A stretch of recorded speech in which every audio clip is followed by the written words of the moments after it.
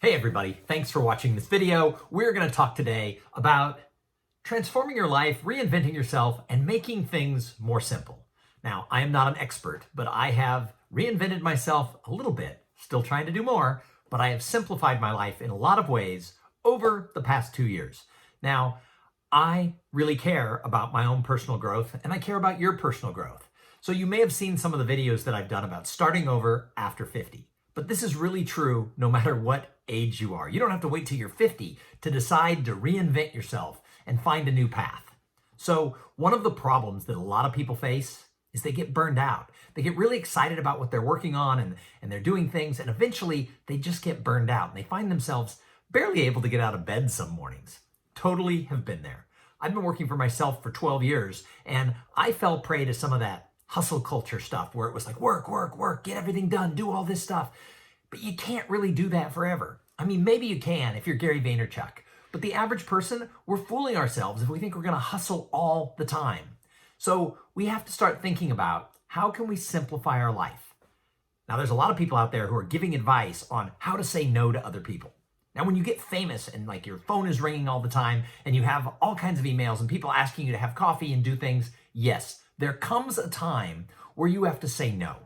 But I take the other approach, and I'm not famous, my phone's not ringing that much, so I take the other approach, and that is look for reasons to say yes. Because all opportunities in life come from people. So you need to constantly be finding ways to have conversations with people, but you don't have to be like a networking fool. And again, we're trying to simplify the way we live life. We're trying to find simple joys in the things that we do. But a lot of that joy comes from connecting with the right people. So make sure that you're open to having conversations with people and to being engaged with them. This video today isn't about mentorship, but I mentor a couple of people, and some of my peers say, why would you invest this much time in some 30-year-old punk kid who you don't even know? They're not your relative, they're not your kid, but it's because I like to help people. And here's the secret about helping people and mentoring. When you do it, you actually learn more and you get inspired. Now, I don't have like this big YouTube channel. I'm not trying to monetize my YouTube channel. I certainly don't think that at 55 years old, I'm going to become a YouTuber. However, while mentoring someone who's trying to grow a YouTube channel and become a speaker, now, I've worked as a professional speaker as my only form of income for a long time, for over a decade, so I can help him there. But I can't really help him with growing his YouTube channel. So I'm starting to learn. As I'm trying to help him, I'm investing on ways to learn more for myself. Now you may say, wait a minute, you're trying to simplify your life. Why are you taking on learning new things? It's really complicated if you really want to find the simple joys. There's not a simple answer. You can't tune into a 7-minute YouTube video and decide it's going to change your whole life. I've tried to become a minimalist. I've tried to minimalize things on my calendar, things around my house. If you were to look around like what's here, there's a bunch of crap around. I suck at minimalizing, but I have gotten good at finding simple joys along the way. A lot of the junk that is like around my desk on the floor, totally out of view of the camera, a lot of that stuff are things that I need, I like, it brings me some simple joy. So who cares if there's a little bit of clutter? All these people say, throw everything out, don't clutter. No, you know what? Keep the things that bring you joy. But I failed at becoming a minimalist, and I failed at the hustle culture world. However, what I succeeded in over the last 2 years was self-awareness. Look, I'm an average person. I've had a semi-successful career, but I'm not making $1 million a day. I'm not making $1 million a year on YouTube. But you know what? I've raised a couple of kids. My wife and I own a house. We get to travel a little bit. And overall, I've become very self-aware that I don't have to become famous. I don't have to be this person that everybody's downloading, subscribe to my video channel. Yes, I would love it if right now you would go subscribe to this channel.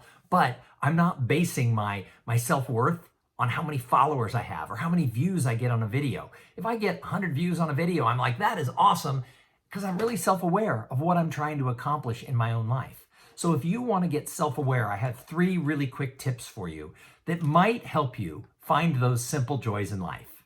Number 1 was meditation. Now, I've heard a lot over the years about meditation. A lot of famous people do meditation. A lot of people talk about it, but I never was able to quiet my mind. And I tried meditation 5 or 6 times over the last few decades, only to feel like I was a meditation failure. But what I learned is you can't fail at meditation. If you just try to do it for a couple of minutes, you succeed. Even if your mind wanders, you're still a success at meditation if you make it a regular practice. So for the past 2 years, almost, I have meditated every day, somewhere between 5 minutes and 20 minutes. I'm an early riser. I'm the first one up in my household, and I go into the TV room, but I do not turn on the TV. I use one of the meditation apps. I use Headspace, but any of the apps are really good. And I try to quiet my mind and just let go of the problems of the day. This has helped me so much with my own self-awareness. Look, I have, an ego like everybody else. I have feelings that get hurt if somebody says something nasty about me. But I am able, through meditation, to let go of a lot of that stuff. And that leads me to the second tip, and that is let go of what other people who don't know you think about you. Now, you probably want to care a little bit about your siblings, your parents, your spouse, your significant other, your children, the people who are in your inner circle. What they think about you does matter because they're part of your world. However, someone who's outside your world who says something nasty or leaves a horrible comment on a social media thing, if they don't know you, how can they judge you? When I was younger, in my 20s, I had a first cousin who was 20 years older than I am, who said some nasty things to me that really hurt my feelings more than once. She was a big personality. She said some things that were really, really hurtful. If I looked back, it was nasty. But she was also super popular in the family, and everybody laughed at the things she said. And when we got home from an event, the second time this happened, I was about 21 years old. I said something to my dad, and my dad said to me the best advice I ever got. He said, look, she's had her own share of problems in the world. She's got her own stuff going on. She's not perfect. And she really doesn't know you. When's the last time you were even around her? So if she said something nasty about you and doesn't know you, is that about her or is that about you? And I was able to let go, to some extent, of those comments. And recently, somebody else in my family said something to me that was more complimentary, but it reminded me of what had gone on 30 years ago. And I was brought back to that moment. And then I realized when people don't know who you are, they don't know your soul, let it go. And when you can let go of what people who don't know you think about you, it's going to bring you much more joy in life. So that's the second tip. And the third tip is do some self-reflection. Thank you. And really decide who you are. Now, you can do this in your meditation. You can do it outside of your meditation. A great way to do it is through journaling. But if you do self-reflection and really decide, who am I at the level of my soul? That nasty person doesn't know who I am, but do you know who you are?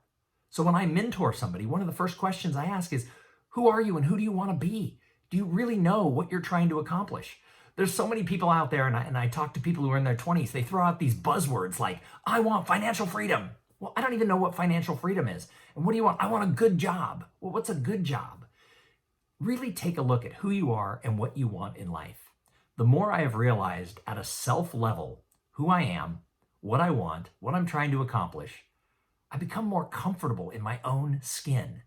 And I think that personal growth isn't about hustle culture. I think personal growth is about becoming really in tune with who you are at your own soul. So this video went on way longer than I wanted. If you're still here, please like the video. You stayed for 9 minutes. That's awesome. And my name is Thom Singer. I'm a professional speaker and corporate trainer. I would love for you to go to my website, thom@thomsinger.com is my email. I'd love to know that you watched this video. And if it resonated at all, go ahead, leave that comment. But thank you for being here. And like I said, I'm not going to get like a billion views on this, but I appreciate yours.